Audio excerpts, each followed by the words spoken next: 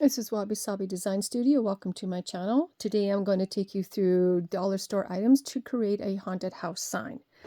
These items are coming from the dollar store, Dollar Tree, wherever your local dollar store is. For a happy Halloween, we have a fence, we have a haunted house cutout, we have a large circle that's going to represent the moon, and we have a 20 by 16 wood canvas, all purchased from the dollar store.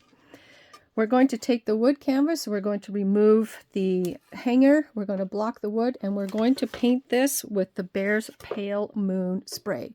It's a bit of a creamy with a hint of yellow, but this is the chalk paint that I use to spray for the moon. We're going to take it outside, and we're going to spray paint the house in matte black. We're going to spray paint the fence in matte black. And then we're going to spray paint this in white, and then we're going to come back and paint the pumpkin in orange. Take your canvas and paint this in black acrylic all the way until you're ready for the next step. So here we are. We have taken these pieces and we have spray painted the house in black. This is the moon in the pale yellow, and then this is our black wooden painted canvas. We're going to place the moon up high. We're going to strategic and put this here. You can move this up and down wherever you would like to put your moon. You can move it down a little bit, and then you can place your house where you would like to have the moon. Keep in mind that we're going to put some bats on here. We might have a flying witch. We might do the black cat. But there's different designs that you can create with this piece. So here we are with our finished piece. Here's what we've done. I have painted it and I've come back in with a very, very pale cinnamon acrylic paint. I've touched the edges up to give it that rustic look. From the dollar store, I found a whole box of these little miniature Halloween cutouts. So I've used a little black cat in the window. We have come in with some white rice paper. You can use transparent paper, and I use those to block out the doors and the windows. Again, I stained them with a coffee stain to give it that aged look. I've glued the Halloween onto the edge here. Here's the fences. We've cut those and glued them in place with a little bit of moss, and then these little miniature pumpkins found at the dollar store. We've done that on both sides. For the bats, all I did was I cut these out of black cardstock. And then I just different sizes and then had them flying all the way around.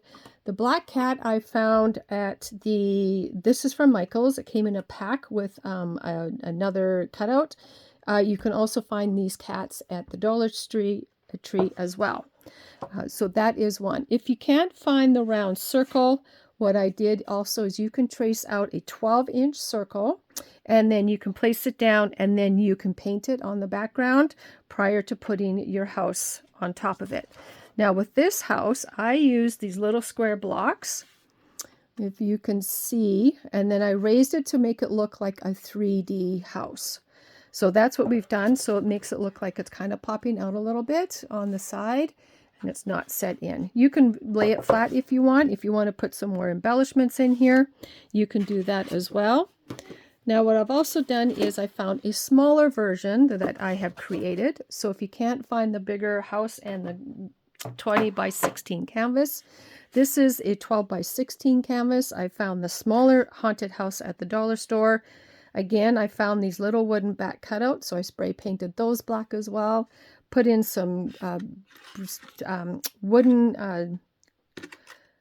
little wooden stems for representing a tree. I've got some black moss I found at Michael's on sale. Again, put some more pumpkins on here.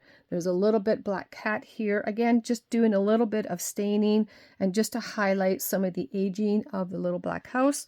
So then you can do a smaller version. So hopefully that inspires you to do your own little haunted house, all purchased from the Dollar Tree, and happy haunting.